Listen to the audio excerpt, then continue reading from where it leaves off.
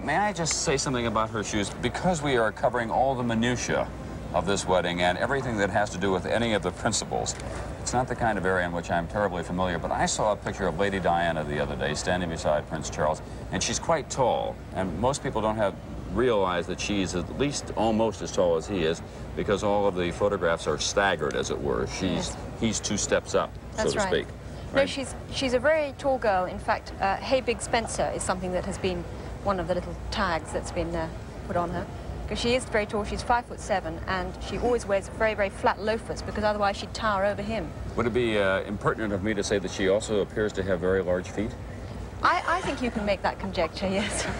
Well, Prince Charles has very large ears, you see. Yes, pardon me? Prince Charles has very large ears. Oh, I see. So it works out that way. All right, it's balanced. During a trying time in my life, I dropped out of college because I was uncertain about what I wanted to do, and certainly I was uncertain about how I was going to get it done. Apart from drinking beer and chasing girls, that part I had down pretty cold. In fact, it was magna cum laude in those 2 departments. But hopefully the beer was cold. So I dropped out of school, and because I thought I could get a job, and I couldn't right away, which meant that I had nowhere to go. I had no money, and I had to go home. And my parents really knew how to handle that. My dad got me the worst jobs you have ever seen, menial jobs around town. The word went out, Red's kid needs work. And Dad said, you need post holes dug for your new fence? Tom will do it, $1.25 or whatever it was an hour, and he'd make the deal for me. And that night, he'd send me, 7 o'clock tomorrow morning, you're going to be down to Bob Roper's, you're putting in a new fence in. Well, you know, digging post holes is real hard, isn't it? Awful. It's just a really bad job. Yeah. I did get a letter from the guy the other day who said that corner of the house is still standing, so he figures I must have done a good job. That was a long time ago. Then you go out at night and you don't have any money, and you know, you kind of go to your mother for a quarter and you're 20 years old and you feel awful about it.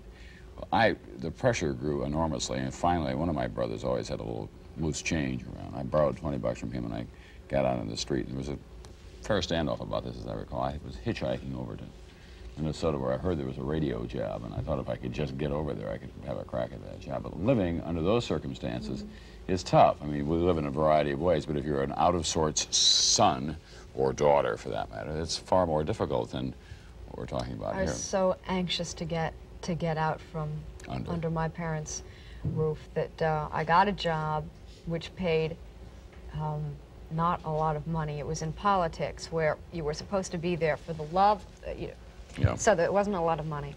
But I immediately signed a lease for an apartment, small studio, and bought a car. Right, sticker price. Well, my dad was so upset. This is a guy who prided himself on paying cash for everything. And he had to sign a paper to cash in an insurance policy they'd had on me that had, I think, like $300 coming to me that I could put a down payment on this car. I didn't have a dime, but I'd bought a car. He was physically ill over it because I was getting myself in this obligation, but as far as I was concerned, you know, money's coming in now, money's going out, life is beginning. So different, because your parents grew up during the Depression, yes, right? Yeah. And frightened in the back of their minds that things would change a lot. And in those days, people lived together a lot. My dad's family had a kind of a Dodge City-like hotel, the Brokaw House in Bristol, South Dakota. It was wonderful for him because he was moving around a lot as a construction worker. But there was always a place to go back to between jobs, and I'd go back and live in this hotel. It was one of those old clapboard front hotels with the, you know, with the thing where you could, if you were a cowboy, you could fall off if you got shot or whatever. And we had a couple of rooms up there with a common dining room and everything, where you could always get something to eat from his wonderful sisters, who are still my aunts. They were tough old maids, and they were just terrific. And there we would be, and we could always go back to that place and live together as a family again. It meant a lot. But now, of course, there's all this pride and, you know, and cultural pressure that you've got to go off and establish your own place. Families can help each other out. Tim said, I think it was Tim, that said this is democracy at its best. I might allow that, but is it also democracy at its worst? Possibly. I guess you just don't know which it is, because I was saying earlier before the show that I want to see these charges investigated. At the same time, I would hate to see him fall as a result of charges that weren't true. and the surrounding brouhaha. So I don't know how they're going to deal with this, because I know you all have probably been reading the paper that you interview people who know them both, or who, you know, they're friends and associates throughout the years, and they both say they have incredible integrity. They're very honest. They're both conservatives. They're both both quiet people. They're both straightforward. They're both hardworking. I mean, I'm thinking, what do you do? A lie detector test? Well, here's another bothersome one. I mean, even if Judge Thomas gets through this and gets on the Supreme Court, is he staying forever? Does he ever get his reputation back? No. I think that's the sad part of it, is that when they say something about you, it sticks, true or not. I don't think he gets his reputation back. Do you? I think it's very difficult to. I mean, I think 30 years from now, if he's still on the bench, there'll be a lot of people there who still associated with his name immediately. When they describe him in the history books, there will always be a paragraph about this. Absolutely. I think. Probably, although, you know, I think we haven't heard the last of it. I mean, I think the story is going to develop, and I think that people will be inclined to lean one way or another. Well, I think that's true, but if it develops, I mean, the only conclusion you're going to be able to reach is that one of the two is lying. Yeah. But do other people start coming out right, now? and then he won't be confirmed. But you don't know. Well, I'm with Al. How many people are going to come out of the woodwork? You know, whether it's true or not, it starts to take on a life of its own. Well, I remember, you know, back in 19 whatever, and you know, he did this or said this, and just it starts to develop, and it's a snowball effect on this man. Not to say that the charges should be dismissed, but that, you know, basically he's going to be destroyed. Good morning and welcome to Today on this Tuesday morning. I'm Matt Lauer, and nothing makes me happier than to say, along with Katie Couric, we missed you. Welcome back. Thank you, Matt, for all your support. I just wanted to say a few things about my absence. Many of you know that I lost my husband, Jay Monahan, my loving and beloved husband, last month after a courageous battle with colon cancer. Words, of course, will never describe how devastating this loss has been for me and my daughters and all of Jay's family as well. But the heartfelt and compassionate letters and cards that so many of you sent to me were enormously comforting, and I'm so grateful. I'm also grateful to those who have made contributions to the National Cancer Institute in Jay's memory. It is my profound hope that the money can be used to help eradicate this terrible disease, which is second only to lung cancer in the number of cancer deaths in this country every year.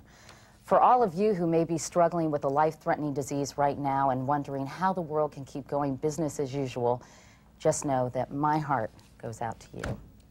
I speak for everyone in this building, and I'm sure everyone at home, and it's great to see you and great to have you back. Thank you. Thanks.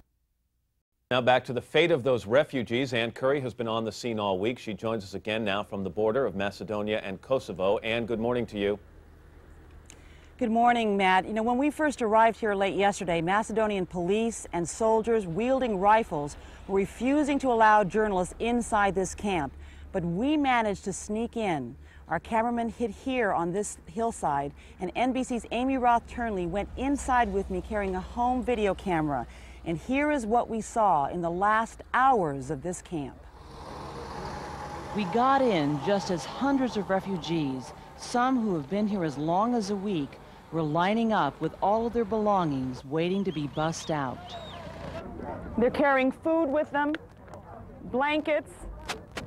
There are babies. We know that there were babies born here. We don't know how many. There were babies born in this no man's land. We know that people have died here. We don't know how many. And there are many, many children. We're now deep inside the camp. In this tent, there are 2 families and 5 children. Katie is just 7 months old. These women don't know where their husbands are. The last time they saw them was in Kosovo. You can see the anguish. You can see the conditions that they're living in. They live in a tent where it's cold at night. They're all crammed in here. They do have mattresses and blankets, but it's very difficult. This woman has just now told us that her 23-year-old son is missing in Kosovo, and she doesn't know where he is, and she's frightened for him. This is one of many stories here in this camp. You don't have to walk very far to see people suffering. Not only because of the conditions here, the poor sanitary conditions, the cold at night because of the trauma that they have felt, the trauma that they endure, not knowing where all their loved ones are. Wherever I looked in the 2 hours I spent in the camp, I saw faces of all ages filled with fear. I've seen a number of children who are clearly ill with runny noses. One woman told me here that she had a skin condition from the exposure from being in the cold every night. As a mother of 2 children, seeing these children herded this way, not knowing where they're going, the fear in their faces, it's overwhelming. It would be difficult for anyone who had seen what was going on in Blatze not to be affected. Well, this morning, all the refugees are gone. We don't know where they have gone. And this morning, not even the UN Commission on Refugees can tell us where they have been taken. The Commission, in fact, is appalled, and we have just learned that the UN High Commission on Refugees has asked for all relocations to stop until they can figure out how to make this thing run more smoothly, Matt. That's where Matt Lauer has landed for day 1 of his Where in the World trip. Do you remember that last year it rained 3 of the 5 days on our trip? I do. Well, the good news is it's kind of stopping the rain now. Now I think it's actually starting to snow, but we're still hanging in here. Just to give you an idea how we get this done, we are so far away from New York City that we have this incredible satellite system work up. We're taking the live signal from Tengboche in Nepal, we're sending it up to a satellite, then we're bringing it down in Jerusalem in Israel, then we're sending it back up to another satellite, and then it comes down in Secaucus, New Jersey, and comes by landline, I guess, to Studio 1A in Rockefeller Center. I mean, this is, as I said before, the crew has done a masterful job in pulling off this live location, Katie. I was going to say, Matt, it really is unbelievable when you think about technology and what we're able to do and where we can broadcast live from. Yeah, exactly right. And let me give you an idea of just how high we are. We're at 12,700 feet. Now, everybody knows the Empire State Building is about 1,200 feet. So we estimate that it would take about 10 Empire State Buildings to reach where I am right now. And keep in mind that Everest, the summit, is 3 miles higher. So it would take like 29 Empire State Buildings to reach the summit or match the summit of Mount Everest. That's just how high we are. And again, the air is kind of thin here. Imagine what it would be like up on the summit of Everest.